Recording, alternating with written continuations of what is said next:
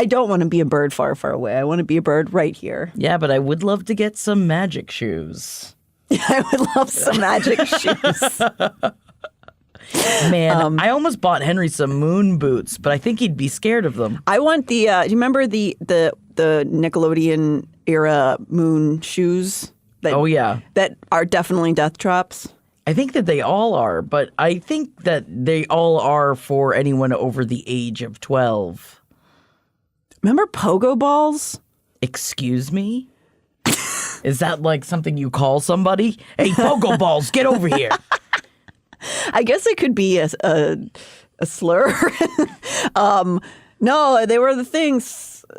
Never. You know what? This has nothing to do with the end. They don't have pogo balls there, but they were fun. Somebody remembers pogo balls out there. I know they do. No, I feel like I got to look up what pogo balls look are. it up. Look it up. Oh, pogo balls. Pogo balls is what you call it. Yeah. Now everyone's going to look up pogo balls, and everyone at the same time is going to go, oh, yeah, I remember pogo balls. Yep. All right. And that's how we get you horny. Get you. That, man, if there is a way to start off horny as the Dickens, it's talking pogo balls, y'all. Oh, baby. You've got this fucking awesome cape on, and I'm sorry, you're talking about my cloak? Please refer to it as a cloak. I'm sorry, a cloak. I am very excited to not be in spring court wear for that much longer. I tried to find the perfect shirt for night court that she's describing, and I found one online, but it was a very fancy lady shirt, and I could not justify purchasing it. I appreciate that you've stuck with spring court this entire time. As a goth bitch, I can't live without the night court fashion. No, I'm very uncomfortable in Fashion, please. These fashions. It's not good for my coloring. I'm going to have to give these away, I think, pretty soon because I don't want Give them away. Get them away from me. So we are now we're fully into a court of mist and fury. Take me to the night court. Do we want to go yet? We don't know. Take me to the night court. We don't know if we want to go to the night court or not. Fuck me in the pussy. Well, we know how Jackie feels at the very least about the night court, don't we?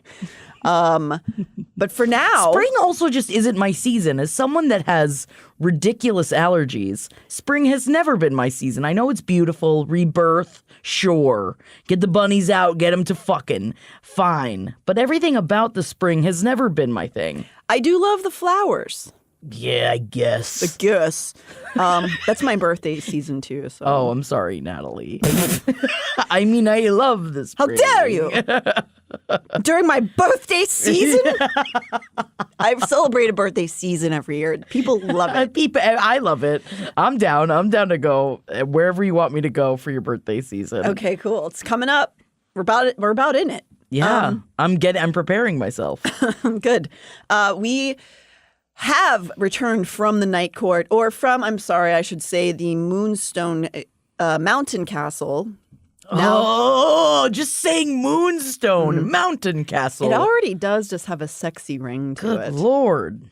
So Feyre's back in Tamlin's arms and returns safely to the spring court.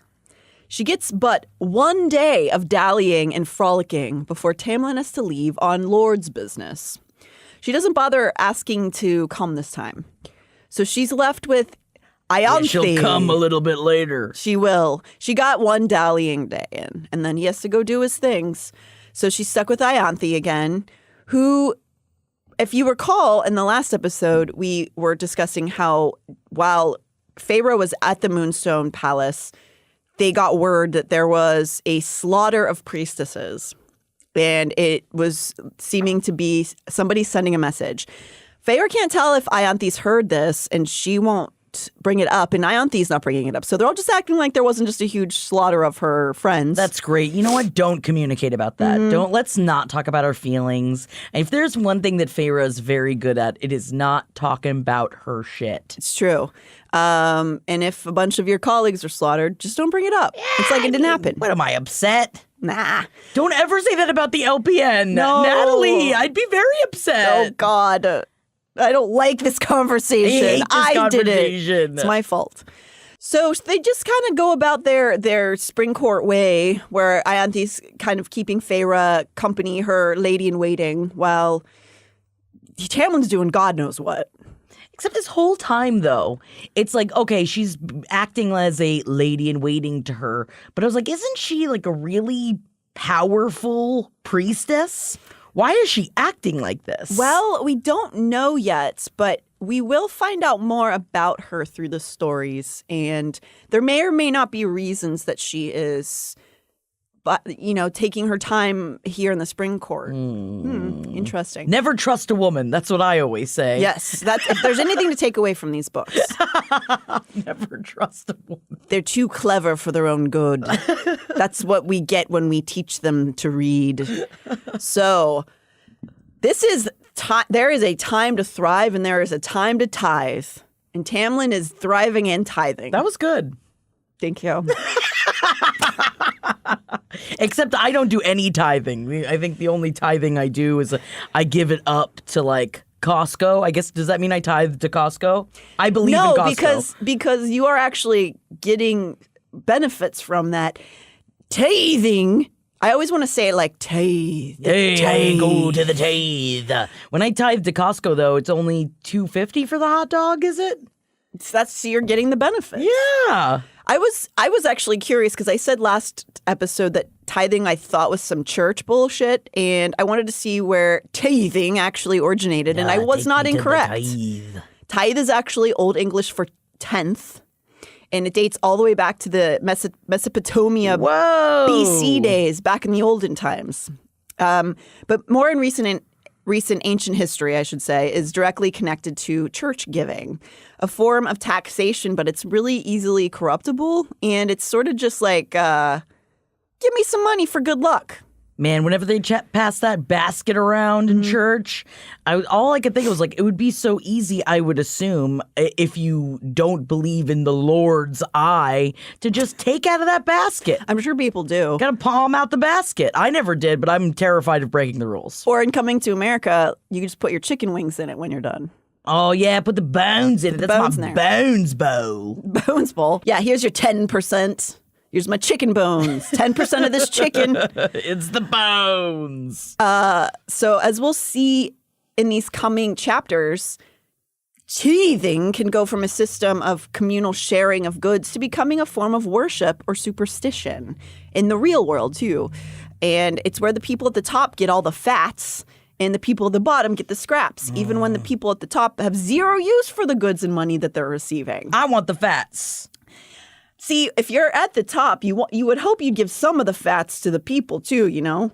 It's almost like you have too many fats and you don't even need all the fats and you throw them in the garbage. So what you're saying is Tamlin is not a man of the people. Well, so he's practicing this thing that his, ancestors did, and it is that sort of, it's the way it's always been done, which a lot of times leads to some really corrupt stuff. Mm-hmm. So, it can be a way to exert control over a population, and you promise them something like, you're going to have good weather if you give me money. So they ain't control the weather. I know that because I took 1 year of meteorology school. And that's all you need to know. You don't need to be tithing. Mm-hmm. So they are practicing this sort of corruptible, like prosperity gospel kind of thing here in the spring court. They've maintained this tradition of stepping on the poor by acquiring this tithe twice a year that for many will be of great consequence to their family. So here we have Feyre seated next to her betrothed with Ianthe hovering nearby. So it's the three of them at this like throne receiving room. Feyre has been instructed to simply be the presence there, a united front with her lord and their high priestess. She obliges, but we as the reader have insight into her head, and she's really uncomfortable with all of this. After several hours of accepting gifts and their tears and their gratitude and their, kissing the foots, a nude, gray-skinned fairy with black hair and eyes and firm, high breasts approaches. On behalf of the waterways, I greet thee, High Lord, she said, her voice strange and hissing, her full, sensuous lips revealing teeth as sharp and jagged as a pike's. The sharp angles of her face accentuated these coal black eyes. So we learn that this water wraith is a sort of fae who lives in the ponds and lakes around the spring court. And they're I can't stop thinking about her lips. And her firm high breasts. Yeah, her firm high breasts and her full sensuous lips. And I feel like I know that I'm not supposed to be sexually attracted to this water wraith. Well, she sounds like the girl Gremlin. That's what she sounds like. She looks like. A man! I love Greta Gremlin. Maybe that's really where it all comes from. Yeah, that's what I think she probably looks like. But she doesn't have a cool outfit on. She has to be nude. So we need to get Greta her a leopard. does assault that man, and that's something that we need to come to terms with. Yeah, we need to really cancel her. Let's get her canceled. And she just shows up in the wedding dress. I love Gremlins 2 so much. I watched it recently, and it just holds up, man. It's so good. Sorry, we're not talking about Gremlins right now. I mean, maybe there's a whole side plot movie with the water race where they are doing a Gremlins thing, and we don't know about it. Oh, God, that would be awesome. I hope so. I mean, why else talk about her full sensuous lips and her firm high breasts? I mean, let's make some fanfic. I'm sure there's fanfic.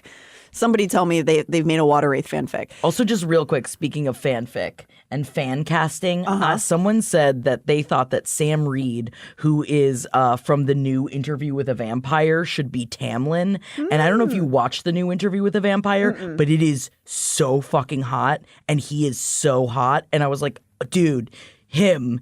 I'm now currently showing pictures of Sam Reed to Natalie. And that's right. Yeah, I could see him be. I actually could see him be Lucian. Oh, I'll see him. I just want to watch him have sex. In an Interview with a Vampire, you get to watch him go to town inside of a coffin. And isn't that what I always wanted? Look at my cloak. Is that his sex cloak? Yeah, it's my sex cloak. Oh. Sorry, Natalie, don't touch it.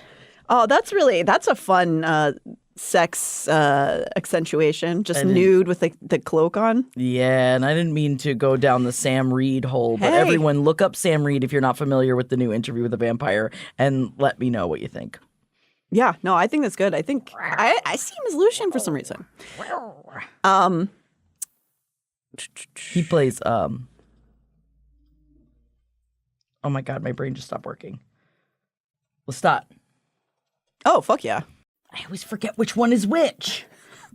So we learn that she's sort of she's a type of fae who lives in ponds and lakes around the spring court, and they're sort of disliked by the surface dwellers, seen as a bit shifty and greedy, which racism much, spring court? Yeah. Tamlin welcomes the pond woman, and Feyre notes that he was as fresh as he'd been the 5 hours ago from previous when they had started. So that's what I sort of mean by Tamlin's thriving a bit more than Feyre. He seems to be a little bit in his element, greeting the people and sitting upon the throne and doing all that. Which is crazy because he constantly is just like, this wasn't made for me. I wasn't supposed to be a High Lord. And then he seems to fall into being a High Lord pretty easily. Yeah. And also it seems as though maybe because he got his full power back, he doesn't feel emasculated, which is what he really needs to feel good about himself or something.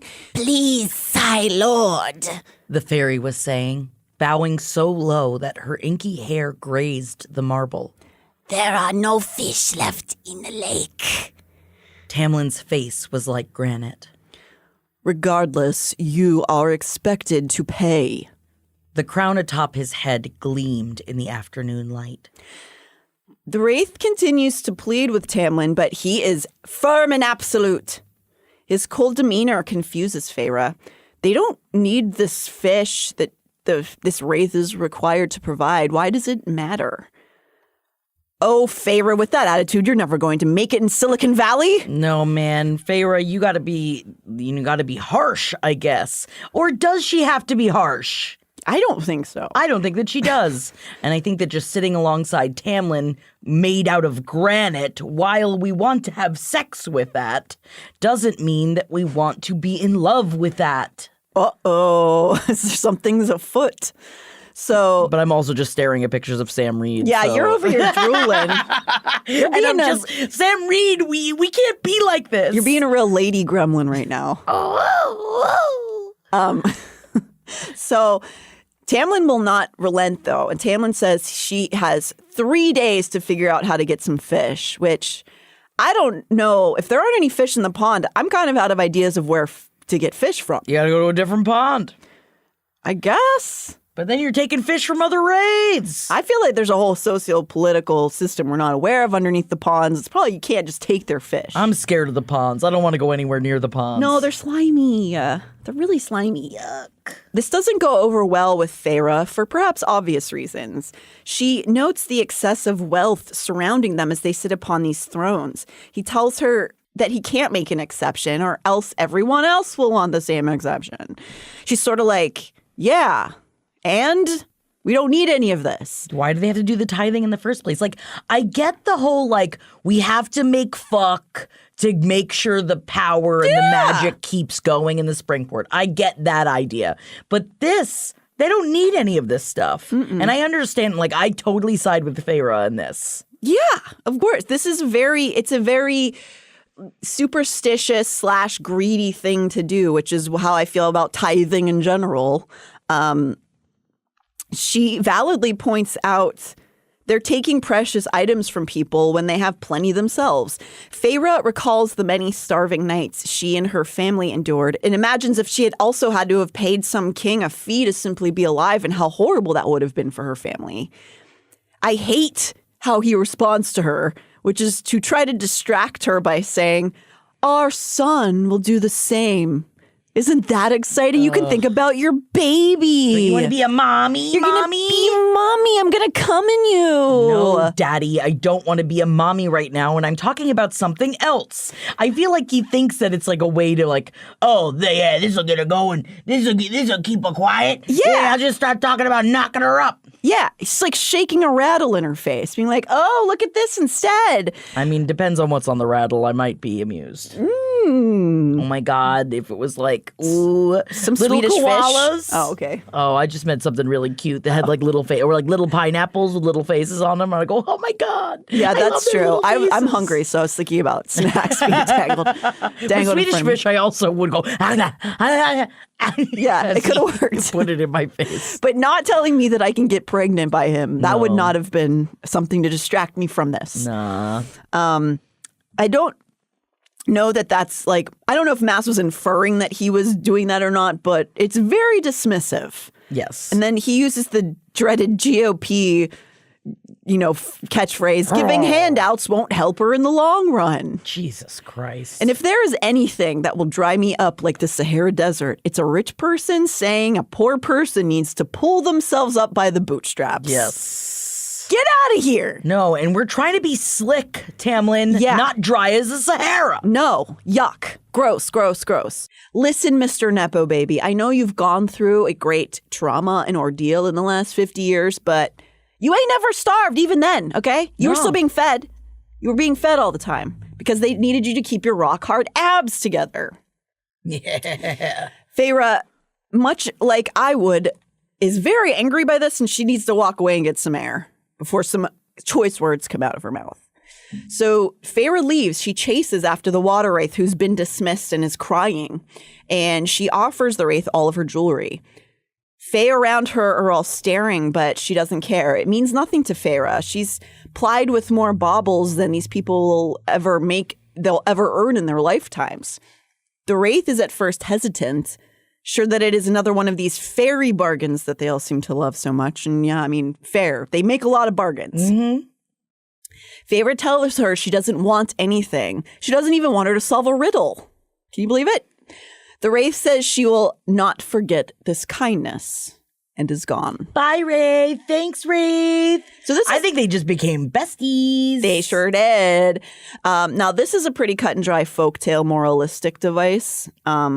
It's showing the action of a karmic deed in a clear-cut way, or so we may see. It seems like maybe that's being set up here.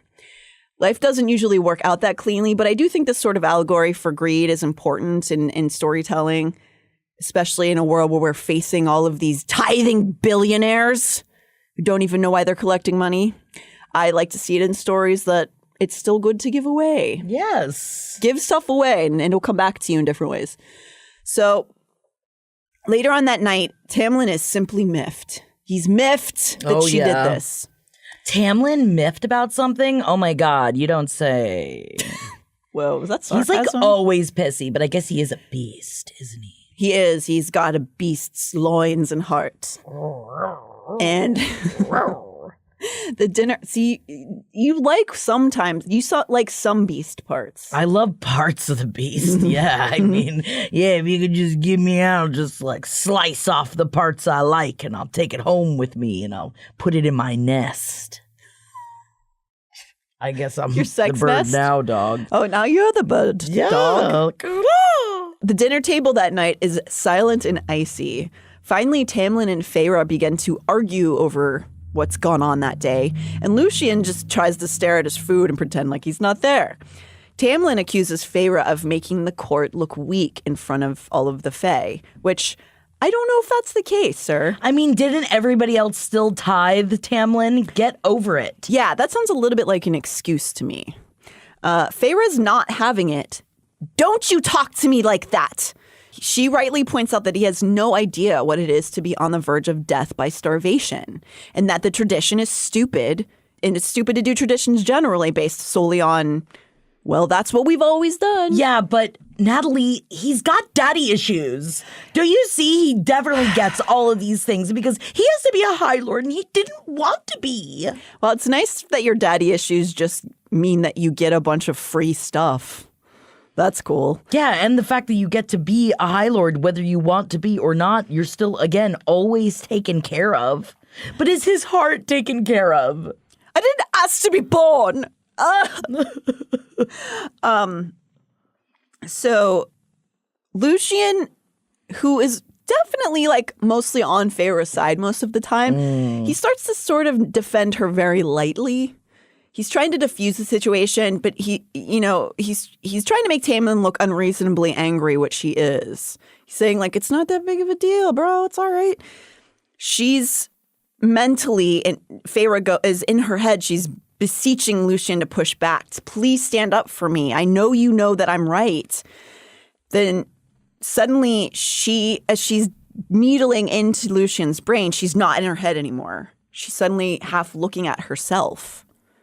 Still there, still seeing through my eyes, but also half looking through another angle in the room, another person's vantage point.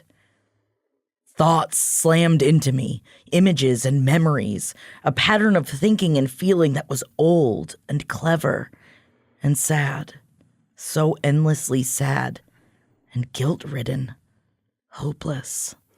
And then she zaps back into her full presence.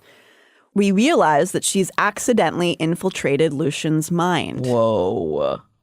I don't want to be in somebody else's brain. No! I'm good. I don't want to know what other people think. I don't want to know. Can you imagine? I feel like some people, when they ask, like, what power would you love to wake up and have? And people, like, think that they would really be into something like that. And I don't want to, like, control your brain. I got enough issues controlling my own. I know. As somebody who suffers from intrusive thoughts. Yeah. Like, I don't want anybody in there. No, I don't want you to know what I think about. No. I'm this horny on the outside. Imagine what happens on the inside. Oh, you're worried about the horniness level. Well, I mean, amongst many other things. Many other things. No, that's a weird thing to want, I'm in my opinion. That's like the kind of people who try to like look at their significant other's Phones messages and stuff. Don't do that. No. Yeah, no. So she doesn't, and she didn't want to do it. It just kind of happened. So it startles her enough that she sort of darts from the table against Tamlin's protests. As she's leaving, she notices she's not only accidentally entered another person's mind, but she's left burn marks on the table by her hands. Where she was gripping. Because she was so angry. She's strong. Yeah, my brain. Do people actually think, because you know in movies and stuff when you go in somebody's head and they're just having a sentence happen, my mind is a jumble of 17 things. Like that's how people normally think, right? If you went into somebody's mind, wouldn't it just be like, blah, blah, blah, blah, blah, like stuff, or is that just am I crazy? Are you referring to Riverdale and the whole plot line where Jughead could read other people's thoughts and it was difficult for him, but then he realized that he could have full conversations because it's as if before you say literally every sentence aloud, you in your mind go, before you say every sentence aloud, which is not the truth? Riverdale. Every time you bring that show up, it sounds like a toddler describing an imaginary adventure they just had to like an adult. The plot line. I'm just starting to get scared because it's coming back soon. I can feel its presence. It's just hovering looming over me. I don't like anything you've said. Okay. I don't think that inside a person's head it would be clear. It would just be very confusing and scary. Lord knows what happens inside of my brain. Honestly. God knows. So anyway, this here is perhaps a good example of why Rhys wants Feyre to be training her capabilities. Yeah, because she burnt the table and she didn't mean to. Don't you want to have some control over yourself? Right. And so instead, Tamlin's method is saying, oh, we need to keep her small. We need to just act like nothing's happening. Which is also his way, though, of protecting her. Yes. And that is, like, because of his daddy issues. I mean, we all got daddy issues.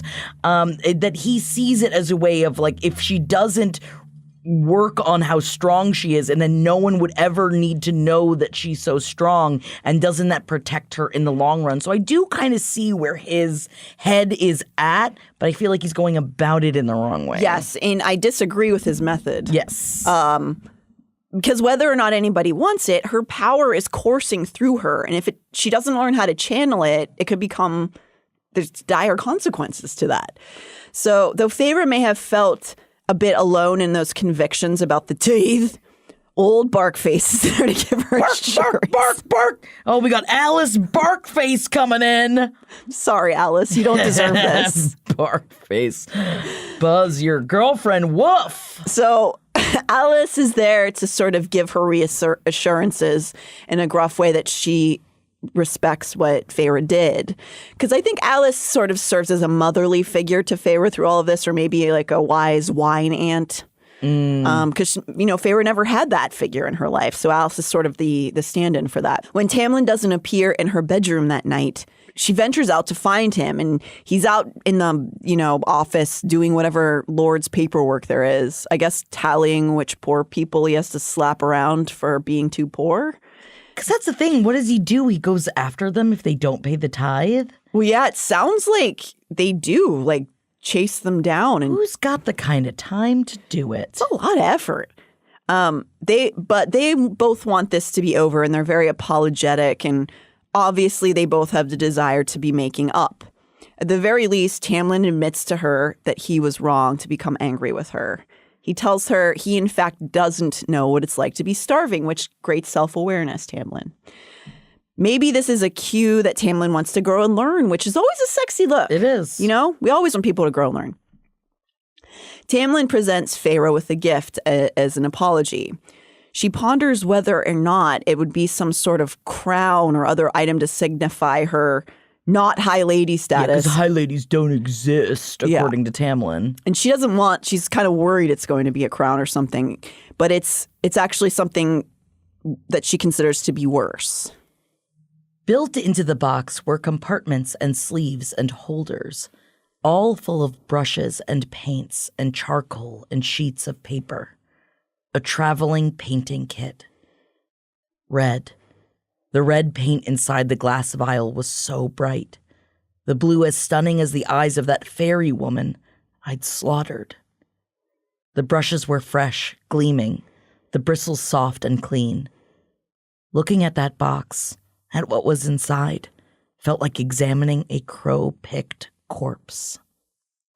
Normally, I would say that this is a thoughtful gift. She loves to paint! Because she likes to paint. That he's like trying to learn about her likes and wants. But that isn't actually the case here, because if he was paying any attention to her...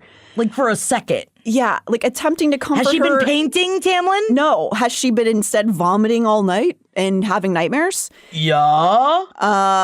If he'd even tried to talk about how he was feeling to her, he might have understood that painting is not what she can do right now. She can't handle it. It's almost like she was triggered, Tamlin. Yeah, she even asked for no red at the wedding, and then boom, there it was. There's it's like, oh my red. God. It's almost as if no one is paying one's attention to what she's actually going through. Listening to her. And so when Feyre looks faint at the idea of painting, he seems hurt, suggesting maybe painting will help you. She challenges him, asking if the paperwork he's doing is helping him. And his inability to face the demons that he's got going on inside, he starts to lose his temper with her for trying to bring it all up. Ugh. He won't acknowledge. Like, she just had to stab a giant worm to death. She was beaten up so badly her neck was broken. She had to by hand kill 2 people, A little that boy. were begging for their lives. But yeah, maybe painting will maybe help. paint it out. Tamlin. Paint it out. That's all you got to do. Just paint it out. But it's past the point of no return for Feyre. She is not having it. She's kept quiet. She hasn't pushed Tamlin at the request of Lucien. And because she loves Tamlin, but now here she is. She is putting it all on the table. She is falling apart. She's breaking down. And she has to get out of this house and do something to be a part of this new world that she's in. Feyre is suffocating. Good for you, girl. Right? Stand up for yourself. Stand up. This was like one of the first times, too, that it was like, fine. It's like, yes. I know before it was all like the biting and the fighting back, but this is, I feel like, the first time that she's like, please. Yes. I am struggling. And even just getting to that point is such a difficult thing to do. It is, and I think a lot of us probably know that feels to finally just be that vulnerable with somebody. And sometimes you're with somebody who can't handle it. So completely dismissing her once again, he says that she's given enough already. Yeah, obviously she has, but she's not here trying to keep a tally of it. She's trying to remain upright. Contributing is what will help her. But he won't listen. He says even though she's stronger now, his whole family was strong and it didn't save them. And here I can understand that kind of pain. Like, he couldn't protect his family, right? He couldn't protect Feyre against Amarantha. And so, again, it's an emasculation, I guess, to him. But then to think the solution is to lock her away against her wishes, that's a selfish thing because he wants to feel more like the big man, right? Feyre But it's also thinking of what he didn't do, that he couldn't protect his family, that he couldn't protect like the people that were like all of like the people that lived in the Spring Court when everything got decimated by Amarantha. And I'm sure it's all this guilt that is coming out in such the wrong way. Yeah. But he's probably also like, what else can I do? Like, I feel like he is a little bit of that himbo of like, what else am I supposed to do? I don't know, put her away. Right.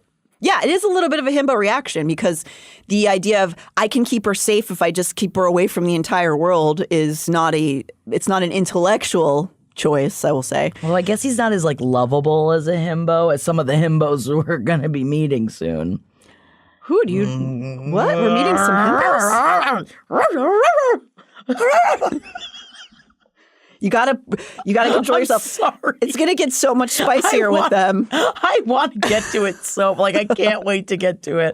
I'm just foaming at the mouth to get to it. She is. If you can't see.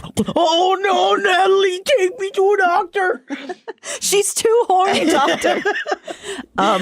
Just imagine like the old days where it's like she's hysterical. Well, Put her away. They used to masturbate women sometimes in institutions. To get out their demons. And it does work. Honestly, it does. Feyre can't handle this idea of being protected in this way and locked away. And she says, then marry someone.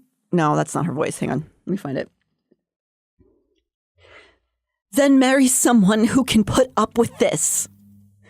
Ouch. Yikes. That is a harsh thing to say. But she's trying to explain to him how dire this is for her. And his response at first is quiet, which is often scarier than rage because it's like, what's about to show up here? But also, isn't it horrible that like, no, when my husband's quiet, I'm not scared of him. Like the fact that she is, as much I don't think that she wants to show it even inside of her brain, like she is scared of him and how he reacts. And if you ever feel like that in a relationship, get out of the relationship. But also I understand if you've been there or are there because it's really difficult to get out of something like that sometimes. But it is if you don't want to be terrified of the reaction of your partner for sure. So he's staying silent, but she tries to keep it going. She won't back down from this. She's telling him that she's drowning. She's reaching out for help. She's holding her hand out to him. And then she says if he won't listen to her, she says, "You might as well be shoving my head underwater." And at that expression that she said, Tamlin loses his mind. So basically her suggesting that he is causing this pain is something that is beyond his scope of understanding. And he loses his anger, his temper, which is not a good thing. His rage manifests in his power, and everything in the room shatters around Feyre. She feels a shield around herself, protecting her from the shrapnel that she believes Tamlin has thrown up to protect. She believes that like Tamlin's done this shield to protect her from all the shrapnel, right? That's just gone up around the room. The whole room has exploded. It was over as soon as it started.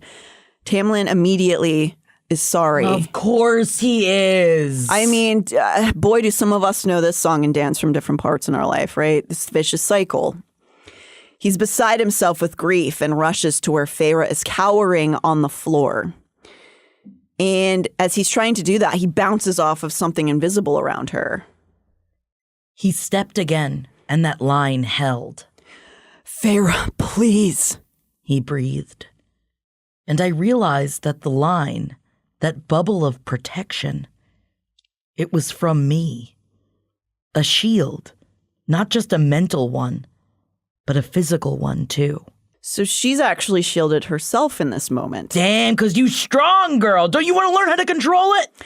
For sure. And what a horrible thing to have to realize that you have to build magic around yourself to protect yourself from your partner throwing shit at you. That's great.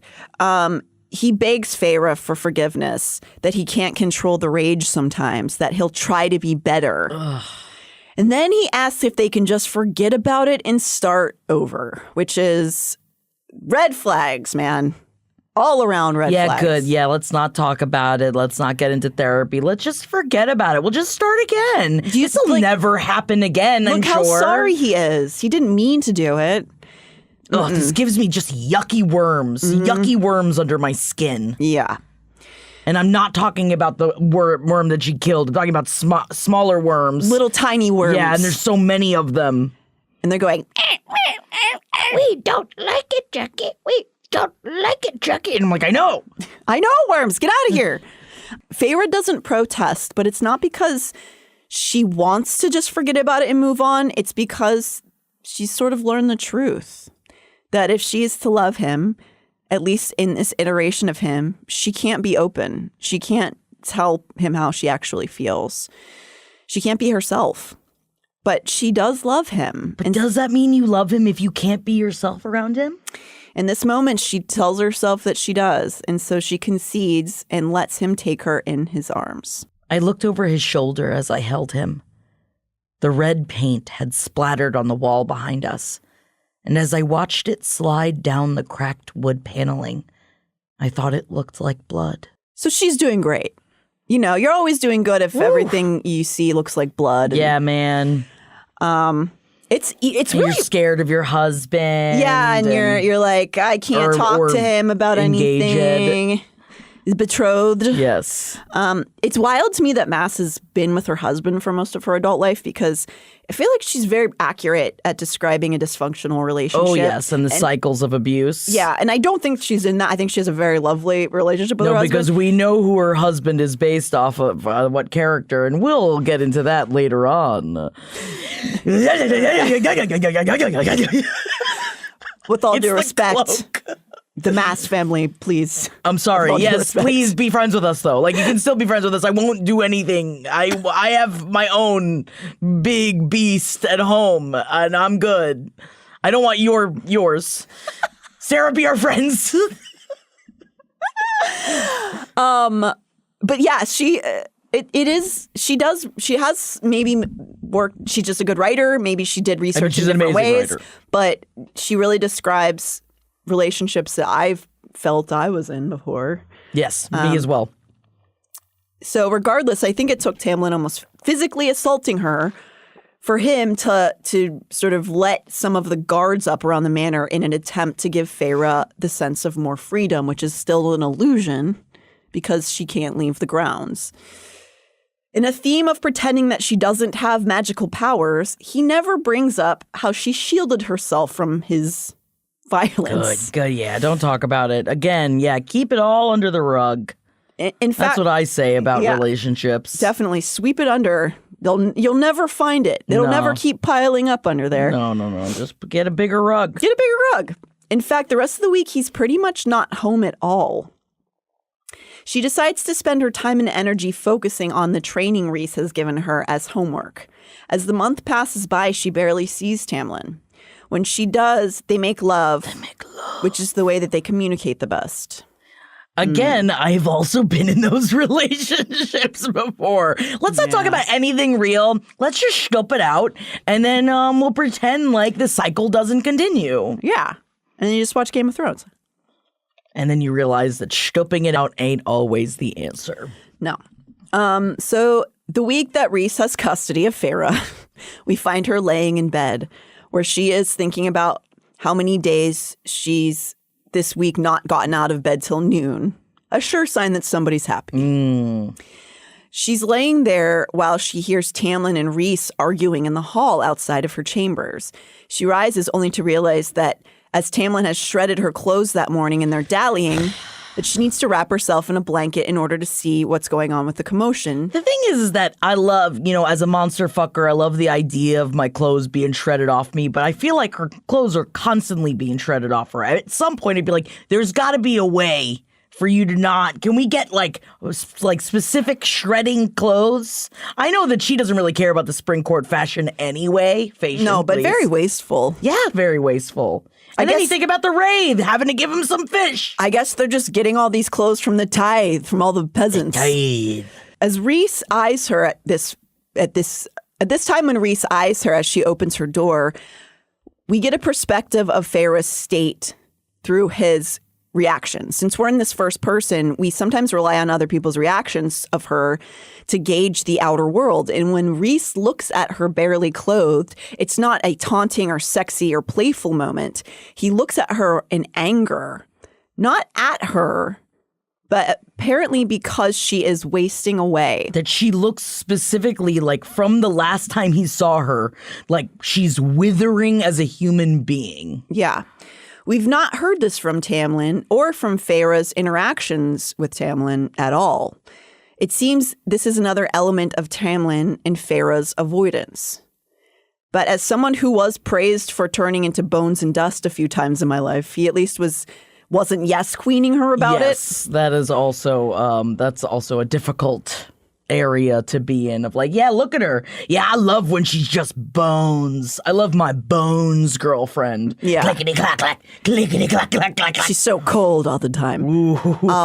Yeah, I tell her to put on more socks. I love a woman in socks. Layers of socks. So they're not saying anything about her shriveling away. They're just sort of ignoring it like they're doing with everything else.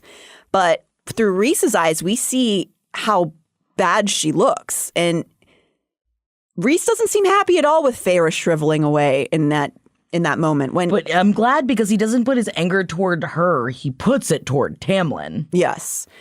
While he's there, he both manages to get into Feyre's head, mostly as a cautionary warning, which she proceeds to slam shut her mind against him due to his training.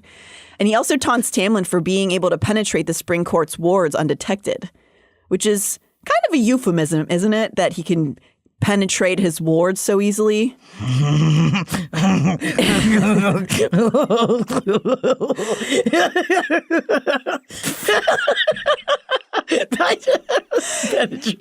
Jackie, it's going to get so much more sexual here. We got to ramp it up. In these last moments before Feyre is whisked away, Tamlin basically begs Rhys to end the bargain, that he'll give him anything. Reason says he already has everything he wants, and he zaps away with Feyre. And I do feel like this scene, Tamlin is getting a bit cucked completely. here, not only from the euphemisms that Reese is saying, but that basically saying, I don't need anything. I have your girl and just leaves. And he's just like, Oh, man, come on. Oh. Of course, that's not how he reacts. He reacts with such couth, I'm sure. But he also is sort of defeated in these moments. And it is very cuckolded, I will say. It is cuckolded of him. Mm-hmm. Feyre arrives back at the Moonstone Palace, and I say once again, someone is leaving money on the table, not creating this as a resort I want to live there. Mm-hmm. Please, I'll pay whatever I have to. I'll do it. This time, opposed to her last rage-filled righteous attitude that she had last time, she is deflated. She has no energy. And I mean, get this girl some pre-workout or something. She's hungry. Maybe she needs like a green juice. Yeah, she's not eating. Reese tries to needle her into playing with him with that sort of flirtatious arguing that they do back and forth, because that's what that's what's happening when they're having that sort of like angry tete-a-tetes. Yes, when they're the just kind of tete-a-tetes. like, ooh, oh, yes. Yes. I said, Don't you have other things to deal with? Of course I do. He said, shrugging. I have so many things to deal with that I'm sometimes tempted to unleash my powers across the world and wipe the board clean just to buy me some damned peace. He grinned, bowing at the waist.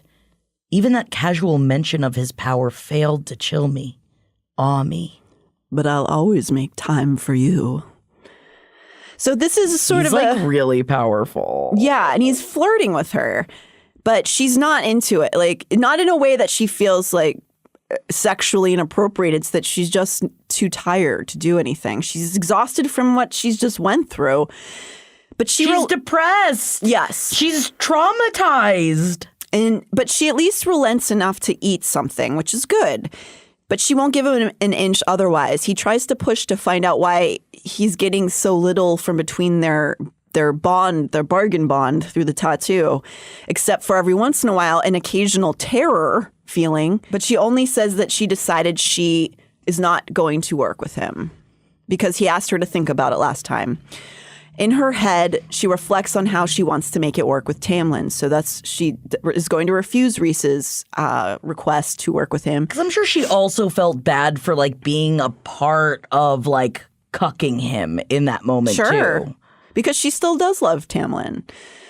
This week in the Moonstone Palace is mostly resondless. She proves to him that she has been practicing and he seems to decide to give her some space since she's going through some sort of internal conflict. Honestly, again, it sounds like she's mostly on a vacation here. She's just left to read her books in one of those beautiful mountaintop rooms and luxuriate, I'm sure, in the bathtub. I'm just assuming. Oh, God. That's what I'd be doing. Does that sound great? Yeah. At the end of the week, Reese returns and tries to push her again. He joins her in her little book nook and with a plate of food for her. He teases her again by doing that annoying thing where someone tries to hand you something and then keeps pulling it away when you reach for it, except with magic, which is very annoying. Yeah, but he's like dallying with her. He is. He confronts her. Does anyone even care that you're wasting away at the spring court? He did care. Tamlin did care. Perhaps too much. He's giving me space to sort it out, I said, with enough of a bite that I barely recognized my voice. As he pushes her, we watch her sink further deeper inside of herself, and he says, "She wins." Reese breathed. "That bitch wins if you let yourself fall apart." She starts to get angry at this. So he continues to needle. Obviously, he's talking about Amarantha. Amarantha, that bitch. He continues to needle, and she begins to feel a rage, an icy rage to be exact, come over her, and realizes that as she's throwing the book in her hand at his head, that her fingertips have produced ice and coated it with frost. Oh my God. It's just like she's Captain Planet. She really is. Do you think that soon she's going to have a monkey? I hope so. Heart! Were you always Heart? No, I just always thought that one was kind of the odd one out. Yeah, but that was the one with the monkey, right? Mm-hmm. I think that was the one with the monkey. I just wanted the monkey. Yeah, me too. Now, as an adult, I realize it's not good to have a monkey morally as a pet. good. No. And I really Ethically, wanted one. No. Yeah. Sometimes we don't get what we Even want, if you're hot. Even if you're hot. But I guess Feyre could get a monkey if she wanted to. I don't know if they have monkeys in Prithian. Just Google it. Do they have monkeys in Prithian? Well, if we ever get to interview Sarah, we'll ask her. Which we are going to and putting it out into the world. Nice. Can't wait to be your friend, Sarah. Manifesting. So instead of being angry, Rhys looks relieved, as though putting some fight into her was the point all along. Just like under the mountain, the way that he shocked her by licking her tears away, he's jolted her with some sort of feeling inside. He flirty Faye tells her that he is here for her if she ever wants to play. But Feyre doesn't have the heart or energy to respond. And I realized I was in a free fall with no end. I had been for a while. From the moment I'd stabbed that Fey youth in the heart. I didn't look up at him again as I devoured the food. Feyre seems to feel quite torn and a bit heartbroken in that she's sort of just given up. I think we've all felt that at one time or another. I most relate this feeling to the time period mid-lockdowns. Oh my God. And also just remembering too, she's what, 19? Yeah. 20? Like think about when you were 19 or 20 and then plus going through all of this. It's already hard enough just being like, I don't know my place in the world. I don't know what I'm doing or where I'm going or like who where I'm going to become. What home is, where home is, for sure. Yeah, I definitely connect that most. That is how I felt mid-lockdown, where you just sort of stare off at a wall and you're just yeah, I guess sure, whatever, let's go make a puzzle. I don't know what else to do. That empty feeling of not knowing anything about your future. Yeah. So plus the fact that she's just been recently brutally traumatized. She was like murdered, so she just got murdered. Yeah. So she's taken back to the spring court the next morning. Feyre sees the primal rage and fear in Tamlin as she approaches, and she comes to the realization that the loosening of the guards and sentries is over for her. Rhys simply says, "Fight it," and is gone. In this scene, Tamlin is defeated, emasculated. And in the grand tradition of toxic masculinity, he takes it out on his partner. Oh, good. This is her choice. Yeah, no, all this stuff happening to her right now was her choice. Like, that's the thing, too. Thinking of where she is, because nothing that is happening to her at all is anything that she has chosen. No, definitely not. Oh. It hurts my chest. I know. This part, like, in breaking it down, made me more upset than the reading of it. Because you go, this part's quick, but it is really important to the storyline. So when I say he's taking it out on his partner, it's not in violence in this instance, but trying to control her. He calls it protecting her. But what he's doing is trying to reclaim some sense of his perceived manliness or manhood by treating her like a child, despite the fact that she is a powerful being. Yes. Who took a whole ass evil empire down. Yes. Women, right? Women's Day. It's women's. Is it women? No, it's over now. It's over. It's Women's over, Day so is it's not over. our day anymore. It's not Women's Day. But she did. Imagine it's like if Indiana Jones just got finished defeating the Nazis and then Marion Ravenwood handed him a little parasol and was like, "Good job. You like hats, don't you? Why don't you go pick some hats out? You did such a good job fixing the Nazis." But then there's a bunch of snakes on the hats, and then she makes him say it again. Come on, say it. Say the line. I hate snakes. I hate snakes. No, say it like you said it before. I hate snakes. So yeah, but that's what he's doing. This powerful being, he's trying to make her little, and she's not. No. In the days that follow, Feyre is pretty ghost-like.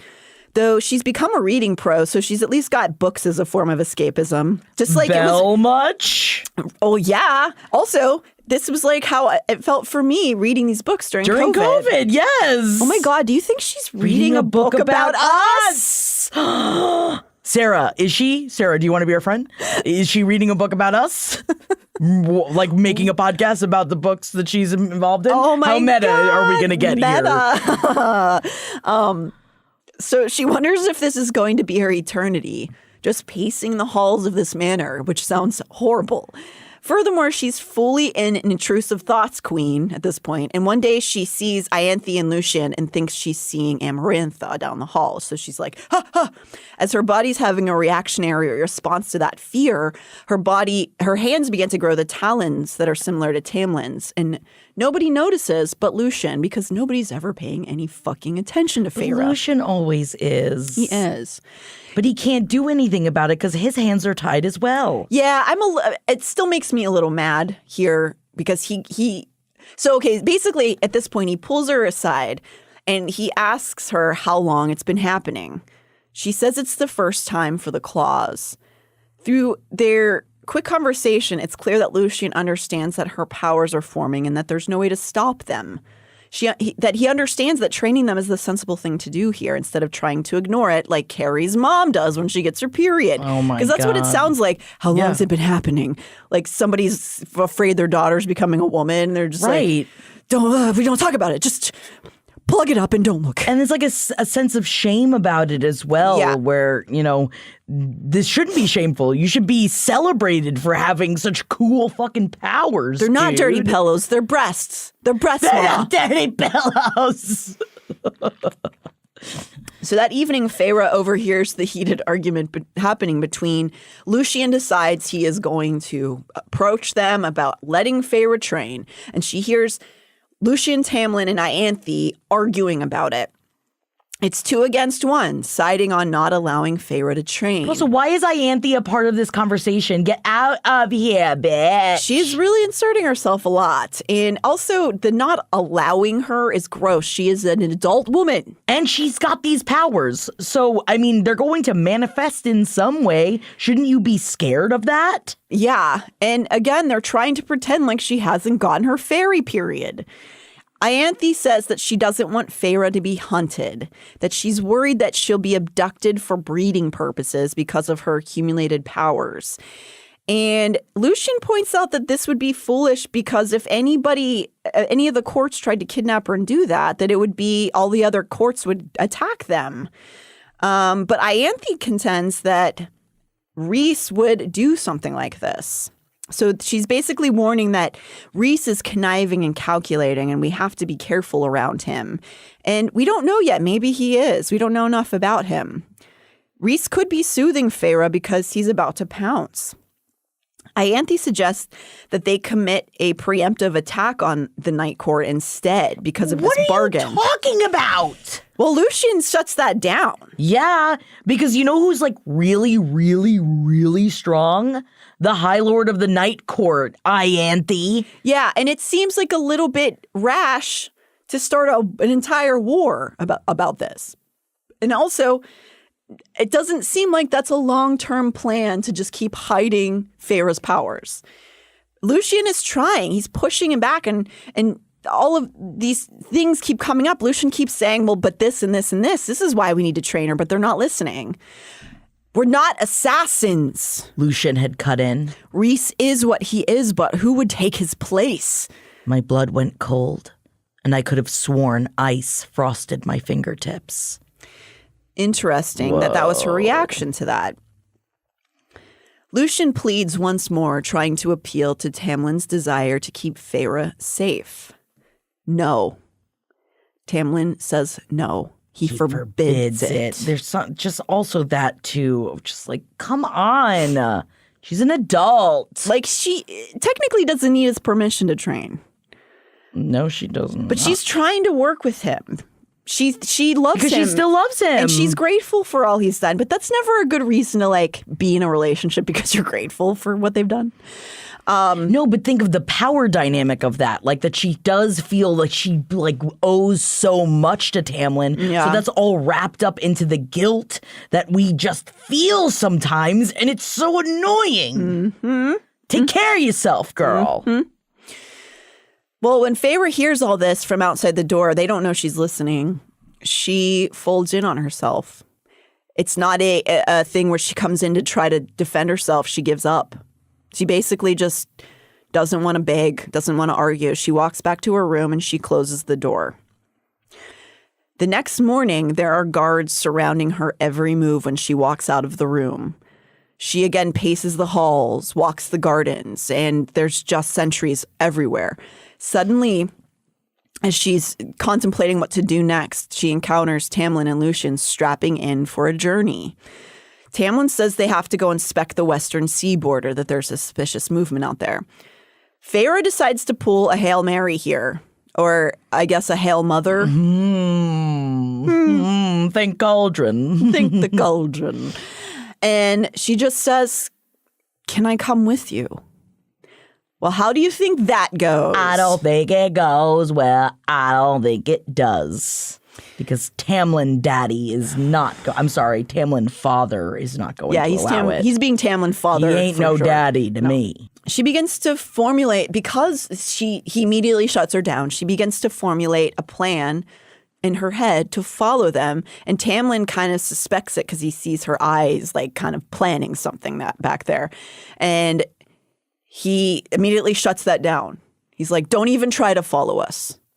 They begin to argue, and he again tries to placate her by suggesting she go for a horse ride. Yeah, wouldn't that just soothe you? You don't need to go on an adventure. You don't need to go help or do something significant. Just go play. Go have a play date with somebody. With all of her non-friends, old Barkface has got too many things to do. It's like Mary Lennox again, she's not a little girl. He's like, "Why don't we get you a? You mean she's walking on broken glass? Walking on That's Annie Lennox. Broken glass. Beep, bop, bop, beep. Get it? That's Annie Lennox. Oh, that's different. Maybe they're related, though. I don't know. Oh, my God. She doesn't want to do this. She doesn't want to play housewife. She doesn't want to be coddled. She wants a partner, goddammit. That girl who had needed to be protected, who had craved stability and comfort, she had died under the mountain.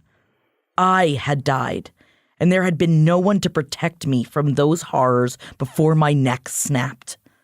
So I had done it myself, and I could not yield that part of me that had awoken and transformed under the mountain.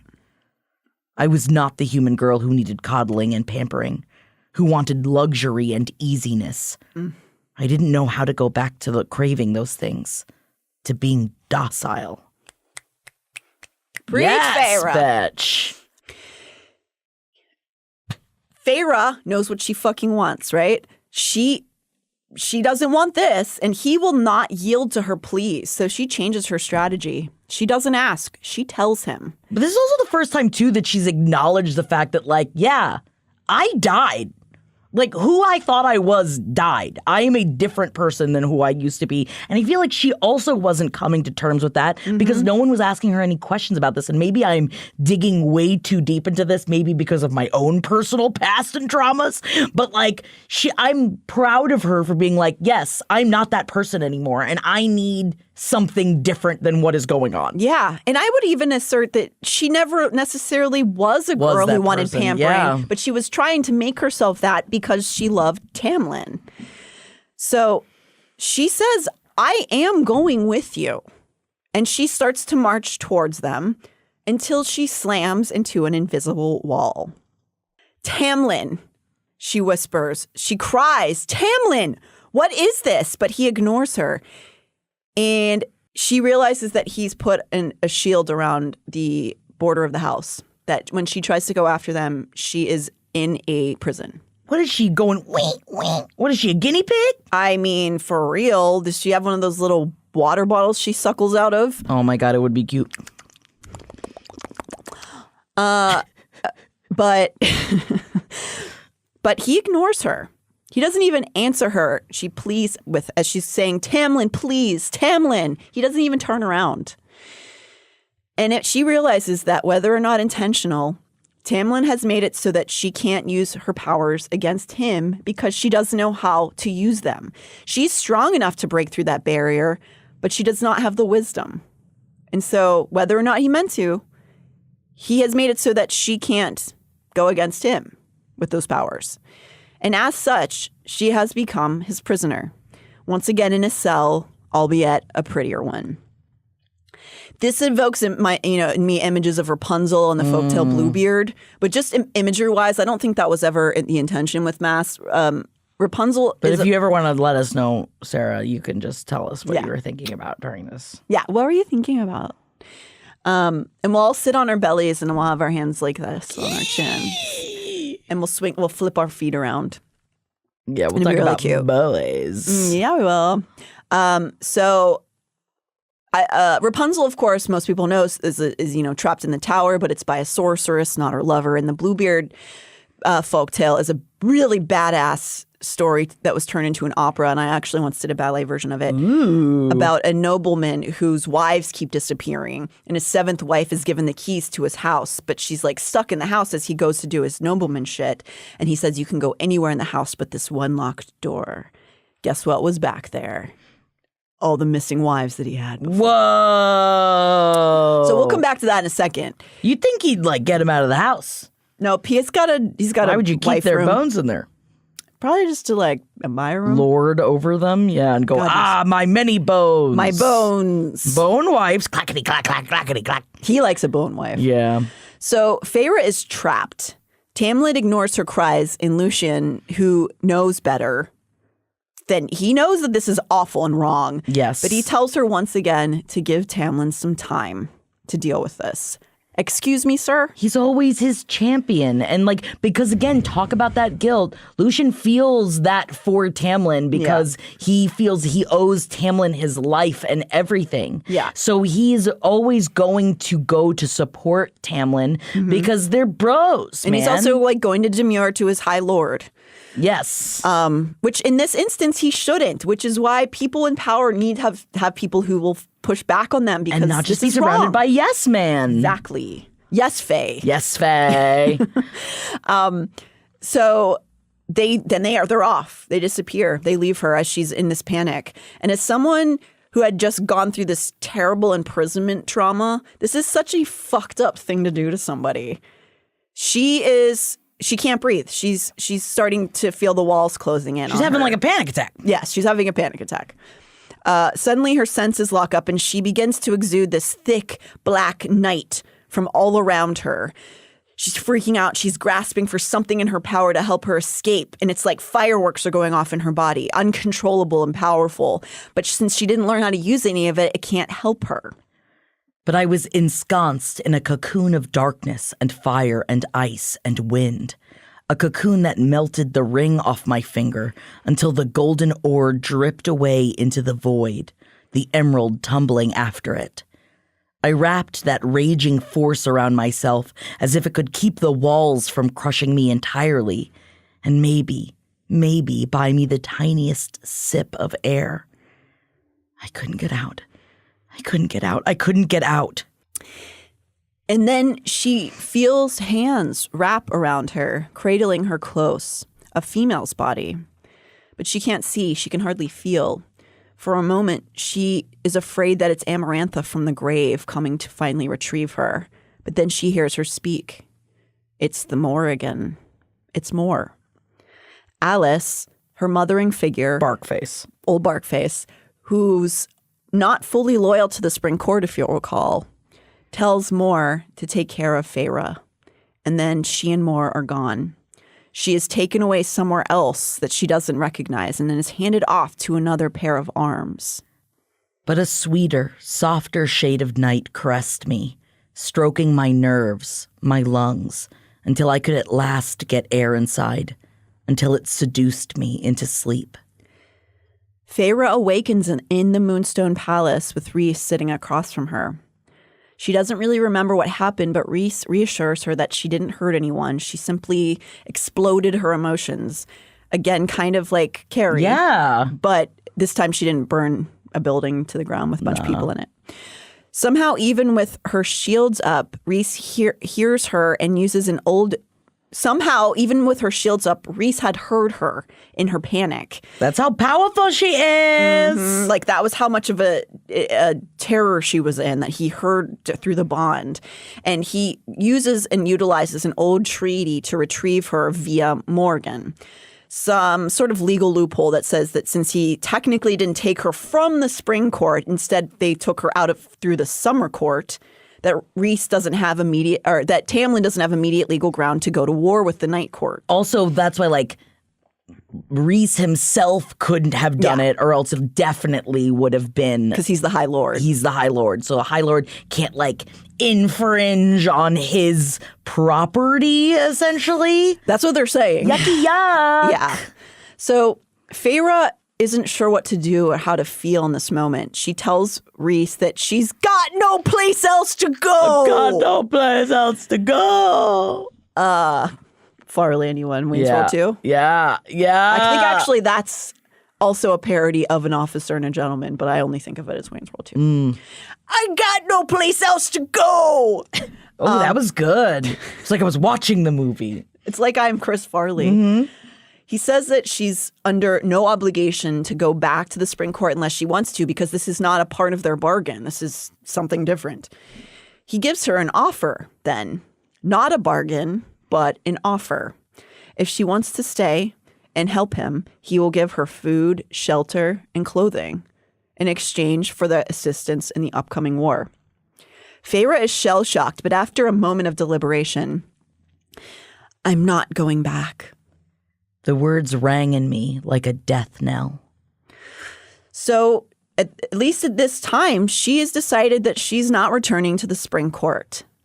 She needs to give some time and energy to her feelings and sorting them out. She does love Tamlin, but he did this terrible thing. And also, good for her. Go get some perspective. Yeah. We need that perspective sometimes. Yep. And this thing that he did was so painful, and he didn't seem to care what it was doing to her. Or at least he couldn't face it. He was rationalizing it. What Rhys's game is currently, we don't know. But for now, he is giving her a place to rest, recover, and challenge her abilities. She asks him a bevy of questions about her powers, and he doesn't hesitate on responding in kind. So in the contrast to what was going on in the spring court, she's saying, what is this? How is this working? And he is just boom, boom, boom, giving her the answers. And not just keeping it from her to protect her. It's like, no, how do you protect yourself? By having the knowledge. Yes. And also having somebody around you who respects you enough to give you that information. You know, maybe Rhys is using this for his own druthers, but he's still giving her information, knowledge. And that's what when I mentioned Bluebeard back there, it wasn't only... Oh, call back. Was that too much? Do we need a callback stinger? It wasn't only because of the locking away part. I think it's safe to say at this point in A Court of Mist and Fury, it's partly inspired by the Persephone abduction myth. Hades, the king of the underworld, is in love with the beautiful Persephone, so he steals her away. This causes the mother of Persephone, who is Demeter, to despair, and as she controls the harvest, she creates what is essentially winter. So beyond this story being a part of the seasonal mythology, courts anybody? While Persephone is trapped in the underworld with Hades, Zeus demands her return. But Hades tricks Persephone into eating pomegranate seeds. Twilight, anybody? A forbidden fruit, if you will. Because of this, she is required to spend 1/4. Don't talk about Twilight. That was very delayed. That was so delayed. We're not in Forks. Because of the stealing of the forbidden fruit, she is required to spend 1/4 of the year in the underworld, i.e. winter. It's most likely not coincidental that in many versions of the Adam and Eve myth in Genesis... The sex toys? No, before sex toys, there was a story in this book called The Bible. Never heard of it. So in the Adam and Eve myth, religious scholars believe the apple Eve takes is actually potentially a pomegranate, as it would have been written in the Middle East where pomegranates would have been local. Maybe they didn't want to use that because it would have been so hard for her to eat. And she'd be like, I don't know what to do, Satan. I got all these seeds. Man, I love a pomegranate, though. Just like spitting the seeds into the ground. No, you chew on them. Do you chew the seeds? Yeah. I love Do you swallow the pomegranates. seeds? Yeah.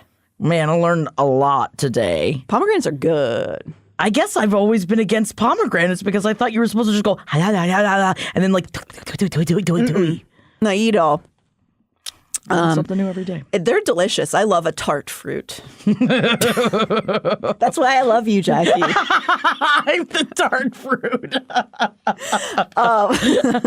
I mean, I am tartish and I am fruity, so you would be right. But anyway, it's believed that there's a syncretic relationship between not only the Persephone myth, but also the Pandora's box myth with combined the Adam and Eve myth. Like those all sort of are intertwined in a lot of ways. And just Like the way Hellraiser? Yep, just like it. And then the Cenobites come in? And they go... It's a different kind of box. Different kind of box. But kind of, I mean, it's the same kind of actually idea, that box, is because it is Pandora's box and that you're trying to like get the secrets out of it. But all of those, the Adam and Eve myth, the Persephone myth, the Pandora's box are all folk tales that were woven into books. And you guys probably already know what the Pandora's box myth is, but it's a Greek mythology where Pandora is considered the first woman made by Zeus. So it is basically the Adam and Eve myth. Her curiosity leads her to look inside this box, which is actually a jar in the original translations. And it is said to have released all the bad things in the world. But in all of these myths, all of those, the apple, the pomegranate, all of these things, even in Twilight, it's... If women could just keep their mouths shut. Yes, it is. And we never will. No. Unfortunately, we've released the Pandora's jar. But yeah, it really, what those stand for is information, understanding. Bluebeard, Persephone, Eve, Pandora, what do they all have in common? A woman trying to attain knowledge and being punished for it. Here we have Feyre desperate to harness her own power and a man afraid to allow her to reach her capacity. And so he must stifle it down, create a punishment system for her own good. You could look at Rhys's tattoo bargain as the forbidden fruit that forces her to come into the underworld, aka the Night Court, for a quarter of every month. Perhaps viewing Hades' deception of Persephone through the lens of trying to sneak her knowledge, which is what he's doing through this bargain. Granted, this isn't, Achomath is not a complete literal retelling of the Persephone myth because that would have entailed Rhys being the one who kidnapped Feyre, and technically that was Tamlin who kidnapped her. But also, I would say if you're digging this, check out Lore Olympus, which I started reading, which is a graphic novel. It's like a sexy graphic novel that is the story of Hades and Persephone and like their forbidden love that can't have each other. All right. Fine, I will. So yes, this is Rhys's sort of representative of the dark carnal knowledge that Tamlin doesn't want Feyre to get to keep her pure and safe. And also, fuck all these stories. They all just tell you that women shouldn't learn anything. So... Because they're scared of our power. They're scared of what we unleash. Because we are so strong, we must be unleashed. And then you're never going to be the same. And that's why we get that one day out of the year. Wow. It was wonderful. Oh, wasn't it? Back down into the trenches we go. I was allowed out for the whole day. Mm-hmm. Back in the trenches. Now we're back in the mines, just making podcasts. But now our Persephone in this story has decided she is just going to go chill down in the underworld for a while. And it has a great view and that bathtub. Oh, my God. So I don't blame her. And it's warm on the inside, but you're looking at the snow-capped mountains around you. Oh, take me there. Please. Rhys is set to leave her to herself for a few days on the mountain where she could presumably gather her thoughts. This is like another way that I think it's so cool in how Mass writes that like Rhys leaves her to give her time for herself to like collect her thoughts and then comes back and wants to talk about it. But whenever Tamlin leaves her, it's an abandonment. And it's the way that like the way the two are written is so interesting that Rhys embodies this like freedom rather than feeling like she's trapped in this mountain. Like because inside of Feyre's brain, like she never like says that she feels trapped there by any, and like he makes it her choice. He asked her multiple times of just like, this is your choosing. You're choosing to be here, right? And she's like, yes, I want to be here. Yeah. Oh my God, a consent king. Oh my God, a consent king. So that is Rhys's intention to leave her to think, but she has other plans. Take me with you. Rhys stops in his tracks. He suggests one more time that she rest again, but Feyre has rested enough. She is rested, Rhys. Well, she actually hasn't. Not She's rested. exhausted Yeah, mentally. yeah. But she doesn't want to be left alone with nothing to do but think. Girl, I've been there. Have you ever tried a bar? Yeah, man, start drink. Well, she can't drink yet. Well, I don't know what are the legal I guess they could get some mead. I guess I if bet you're you in that the they night can. court, you could get something. If you've taken down an entire kingdom, you can have a drink. Maybe. Maybe. If you ask Tamlin really nicely. politely. You know, he gives her one more suggestion to rest, and she says just once, please. After a moment, Feyre gets her answer. If she's to come with Rhys, she will be witnessing a great and powerful secret, one that she must take to her grave. If not, many people will die. That's a lot. It's a lot. But he says, you can. It's just with these parameters. She can't bear the thought of being alone. So she agrees to his terms.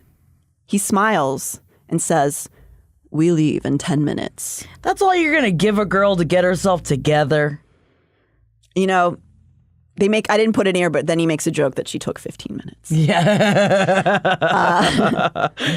She says, where are we going? Rhys's smile widened into a grin. To Valaris, the city of starlight. Goosh, goosh, goosh, goosh, take me to Valaris, please. Goosh, goosh, goosh. Yeah! Oh, Christina Aguilera over here. That's me. I'm a genie in a bottle, baby. For those of you that are listening, Natalie did a genie in a bottle move. Come and let me into the city of starlight. But a city? How can that be? Amarantha destroyed so much of Prythian. And yet, Feyre is too bone-tired to even really question it, just as long as she doesn't have to be locked up in a tower alone. She gathers herself and allows Rhys to whisk her away into the darkness between worlds. When they land at their destination, they're certainly not in a city of starlight, but of sunlight. And she's unmistakably in a house, a lived-in house. There's color, light, books, beauty, a welcoming dining table. The house is long and slim the way a house might be in a city, a townhouse. This house was a home that had been lived in and enjoyed and cherished. And it was in a city? That's where we end! We have to end here because part 2 begins. No! Yep. So yes, we're going to be going into part 2, the House of Wind, next episode. I want to be there now, and I want to be living in it. You have to edge until next episode. I'm edged. I hope that everyone is edging along with me because I feel edged right now. And I want to also say thank you to those of you that couldn't handle the edging. And I've been hit up by many a person that was like, loved what you guys are doing. I immediately read right past it because I had to keep going because that's what these books do. And thank you guys for just being along with the ride. I know. We've been getting so many fun comments and messages from all of you. And it's just really fun to have this get down. Bebe's getting down, enjoying this little reprieve from the shit show of the planet, and going to Prythian is really fun. And we're really thankful that you're doing this with us. And please just keep reaching out and listening. And thank you guys. That's all I got today. I'm tired. Yeah, you look great though. You look great. Thank you. It's the cloak.